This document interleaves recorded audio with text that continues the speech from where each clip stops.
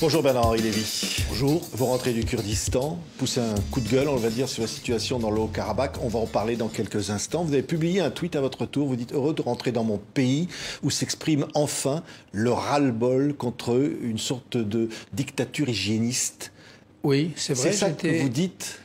Oui, j'étais content parce que j'ai trouvé, là je viens de rentrer donc avant-hier, et j'ai trouvé en effet que les gens devenaient raisonnables. Ils commençaient de se rendre compte que c'était absurde de ne plus pouvoir entrer dans une librairie, que fermer les petits commerces était également monstrueux, enfin absurde, que les dégâts psychiatriques de cette bêtise hygiéniste étaient considérables. J'ai l'impression que les gens commence enfin à comprendre cela et en avoir assez d'être infantilisé. Mais vous n'avez pas de crédit pour ce que dit le gouvernement qui dit ces mesures-là permettent de faire baisser le virus et on voit les résultats en ce moment. Ce que disait le ministre de la Santé, un pic a été atteint, ça s'améliore grâce au confinement.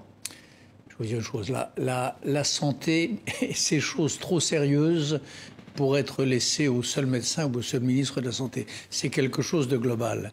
La santé, c'est pas seulement ne pas être malade du virus, c'est ne pas devenir fou, c'est ne pas devenir mélancolique, c'est de ne pas être une vieille dame ou un vieux monsieur mourant de chagrin dans son EHPAD, c'est ne pas être une femme victime de violences conjugales redoublées à cause du confinement. C'est compliqué la santé, c'est pas juste un corps immune par rapport à un virus exogène. C'est quelque chose de beaucoup plus holistique, comme disent les spécialistes. Mais quand vous avez publié ce livre, qui s'appelait « Ce virus qui rend fou », Bernard-Henri Lévy, vous adressiez autant au gouvernement français que finalement au monde entier, puisque partout vous dites finalement ça a rendu fou, la planète est folle. Oui, bien sûr, la planète est folle, oui. Alors c'est compliqué.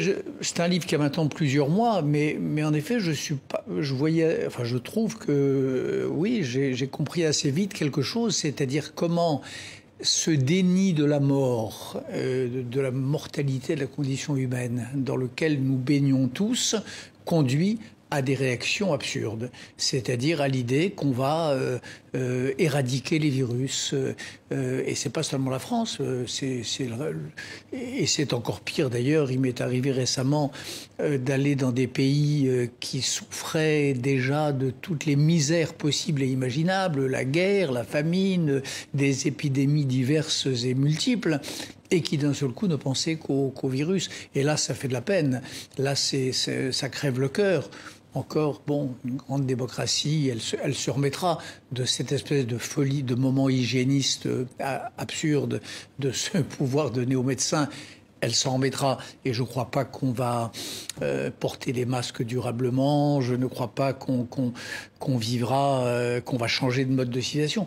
Mais quand vous allez au Bangladesh, quand vous allez au Nigeria, où les gens se font tirer dessus dans la rue parce que, mourant de faim, ils bravent les règles du confinement, là, on voit vraiment que ce virus a rendu les gens fous. Oui. Donc je le disais, vous rentrez du Kurdistan. Vous dites aujourd'hui, alors qu'on parle justement que du virus en ce moment, vous dites, par exemple, Daesh est en train de se réinstaller. Vous avez constaté ça ? Oui, il y a une zone je rentre d'un séjour au Kurdistan syrien, le Rojava, et au Kurdistan irakien. Et il y a au Kurdistan irakien une zone, les monts Karachok, où Daesh est en train de se refaire un territoire. Pas seulement des vagues centres opérationnels donnant des ordres à des soi-disant loups solitaires, mais un vrai territoire sur une bande de terre qui fait plusieurs dizaines de kilomètres, sur 20 kilomètres probablement, dans des grottes, avec un réseau de galeries. Daesh est en train de reprendre pied dans cette zone-là. Et les Peshmerga, auquel j'ai consacré un film il y a quelques années, qui sont ces vaillants combattants kurdes, eh bien, une fois de plus, leur donnent la chasse, une fois de plus, les combattent directement en première ligne, pour eux et pour nous. Oui, la situation dans le Haut-Karabakh, ça c'est l'actualité, Bernard-Henri Lévy. Vous publiez un plaidoyer dans Le Point. Finalement, vous dites, la France devrait reconnaître le Haut-Karabakh pour empêcher ce qui arrive en ce moment aux Arméniens, qui doivent fuir parfois en brûlant leur maison? Je trouve ce qui arrive aux Arméniens immonde. Quand on est porteur de cette mémoire-là, les Arméniens, c'est le premier génocide du XXe siècle. C'est l'un des modèles qu'avait en tête Hitler quand il conçoit la solution finale. C'est une histoire de martyrs et de souffrance infinie. On ne se fait pas traiter comme ça. Quand le président d'Azerbaïdjan dit qu'il va les traiter comme des chiens, c'est ce qu'il a dit. Hein, il a dit qu'il allait les traquer et les traiter comme des chiens. On devrait tout savoir. Nous qui avons un peu de mémoire, un sursaut d'horreur, une nausée. Or, pas du tout. Oui. C'est passé comme lettre à la poste. Que l'Europe ne fait rien, ne dit rien. Vous appelez notamment la France, peut-être le gouvernement français, vous dites, au fond, la France pourrait-elle reconnaître le Haut-Karabakh? Oui, parce que j'appelle la France, parce que c'est mon pays, et parce que le président Macron est le seul en Europe qui a une position lucide et courageuse sur la Turquie, qui mesure le danger que fait peser Erdogan sur la paix de la région et du monde. Le président Macron est conscient de cela. Il est le seul en Europe. Donc je crois qu'en effet, un beau geste consisterait à sanctuariser le Haut-Karabakh, en tout cas à le proposer à la communauté. Et je prends l'exemple, vous savez, il y a eu autrefois, c'était la Société des Nations, après la Première Guerre mondiale, Danzig, dans un tout autre contexte, ça n'a rien à voir, a été déclarée ville libre. Trieste a été, 30 ans plus tard, ville libre. On pourrait imaginer Stepanakert ou Chouchi, cette petite Jérusalem arménienne au Haut-Karabakh, cette petite Jéricho qui est tombée non pas sous les trompettes mais sous les assauts des chiens de guerre. On pourrait imaginer qu'elle soit proclamée ville libre avec une administration internationale qui ne dépende ni des mercenaires syriens à la solde d'Erdogan, ni des troupes d'assaut russes. Je rêve de cela. Je rêve de ces villes arméniennes, de vieilles cultures arméniennes, qui ont gravé, hélas, dans leur chair la mémoire de la plus extrême souffrance. Je rêve de voir la communauté internationale leur garantir un statut de cette sorte, ville libre. Et vous pensez qu'Emmanuel Macron peut ou doit, j'allais dire, agir tout de suite? Vous lui demandez de le faire? Je serais fier, en effet, qu'il le fasse, que la France prenne une initiative de ce genre, c'est-à-dire une initiative consistant à dire pitié pour les Arméniens, justice pour l'Arménie, bas les pattes Erdogan. Une initiative qui consisterait à dire la politique, c'est pas du dressage. Les peuples sont pas, contrairement à ce que dit le président d'Azerbaïdjan, les peuples sont pas des chiens. Et la politique, ça n'est pas du dressage. Oui, la France peut dire cela. La France qui est... les déclarations du président en font foi, qui est tellement convaincue de ce danger que représente Erdogan pour la paix du monde, pourrait prendre une initiative de ce genre. Oui, vous avez évidemment vu les difficultés dans cette relation entre la France et la Turquie. Vous dites, au fond, c'est un combat digne? C'est pas vous savez, la vraie difficulté, elle est quand Erdogan vient menacer l'Autriche 2 ans avant des attentats qui vont venir après à Vienne. Il y a une vidéo qui circule, que j'ai publiée sur mon compte Twitter ou Instagram, où on voit Erdogan menacer le chancelier autrichien de représailles après la fermeture de certaines mosquées. Et cette menace-là, elle est disponible sur YouTube. Vous dites, au fond, Erdogan est derrière certains attentats en France. Erdogan est un maître chanteur. Il fait du chantage aux réfugiés. Si vous ne m'obéissez pas, j'ouvre les portes, j'ouvre mes frontières pour que vous soyez submergés par des flots de réfugiés. Et c'est un maître chanteur qui, dans cette vidéo-là, j'invite vos spectateurs à la regarder, encore une fois, elle est disponible sur Internet, menace l'Autriche de représailles graves suite à la fermeture de certaines mosquées. Et on comprend, à travers, entre les mots, et encore, c'est presque dit, que ces représailles peuvent être des représailles violentes. Donc, ça, c'est ce que vous appelez les difficultés. Après, quand un président d'une grande démocratie dit on arrête là, Chypre, c'est pas tolérable, menacer la Grèce, c'est pas acceptable, allumer une frégate française, allumer, ça veut dire se mettre, c'est ce qu'a fait le 10 juin dernier, je crois, la marine turque vis-à-vis d'un bateau de guerre français. Ça n'est pas acceptable. Un président français qui laisse entendre en tout cas que la présence de la Turquie dans l'OTAN, on marche sur la tête, ça, c'est pas des difficultés, c'est au contraire, c'est l'évidence.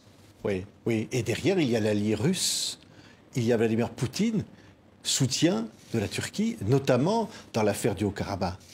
Vous avez cette chose, en effet, étrange, parce que la Russie et la Turquie sont des rivaux historiques, mais enfin, comme souvent, qui se ressemble, s'assemble. Et Poutine, Erdogan appartiennent, je dirais, c'est pas le même type d'homme, mais c'est le même type de régime, c'est le même type de rapport au pouvoir et à la liberté. Et là, on a le sentiment, enfin c'est même clair, au Haut-Karabakh, qu'ils ont noué une sorte de pacte, une alliance par-delà leurs différences historiques pour la préservation de leurs intérêts communs. Donc en gros, les troupes d'Erdogan ont fait le boulot, et les troupes de Vladimir Poutine vont geler le conflit jusqu'au jour où ils pourront le rallumer. Et il y a donc une alliance de fait entre les deux dictateurs. Mais comme on l'a vu sur d'autres théâtres internationaux aujourd'hui, dans le vide créé par le repli des États-Unis pendant cette funeste période de Trump, il y a des pouvoirs, oui. La Chine, la Turquie et la Russie, qui se sont engouffrés. Et vous attendez quoi de Joe Biden, le futur président américain ? J'attends de Joe Biden qu'il rende à l'Amérique un peu de sa vocation, c'est-à-dire bien sûr défendre les intérêts de la nation américaine, mais aussi le faire en conformité avec les idéaux démocratiques sans lesquels il n'y a pas d'Amérique. Il n'y a pas d'Amérique, il n'y a pas d'Europe sans une fidélité à une certaine tradition de liberté et de démocratie. J'espère, je crois, et je le crois en plus profondément, que la nouvelle administration américaine fera un pas dans cette direction-là. Oui, oui. Et l'Europe, c'est une chance, cette nouvelle administration américaine ? Est-ce qu'au fond, l'Europe, dont vous critiquez aujourd'hui l'absence sur ces grands dossiers internationaux, cette Europe-là doit saisir une nouvelle opportunité ? Pour l'instant, là, les années d'où nous sortons, les années Trump, et même la fin d'Obama, était une saison sombre pour l'Europe, c'est-à-dire où l'Europe perdait ce lien de vie avec les États-Unis d'Amérique. C'est une très ancienne et très belle histoire, l'histoire des rapports entre l'Europe et les États-Unis. C'est un rapport de filiation, c'est un rapport de continuité. Les fondateurs de l'Amérique sont des femmes et des hommes qui avaient l'intention de refaire l'Europe en mieux, l'Europe des Lumières, en encore mieux. Il y a eu ces dernières années une rupture de ce lien transatlantique. Et ça, c'est mortel pour les États-Unis et c'est mortel pour l'Europe. Donc ce qui est en train de se produire aujourd'hui, ça ne peut être que bon pour les uns et pour les autres. Oui. Vous voyez comment le monde d'après, Henri Lévy, cette grande expression qu'on emploie, évidemment, là, on sent qu'il y a quelque chose qui est en train de s'ouvrir.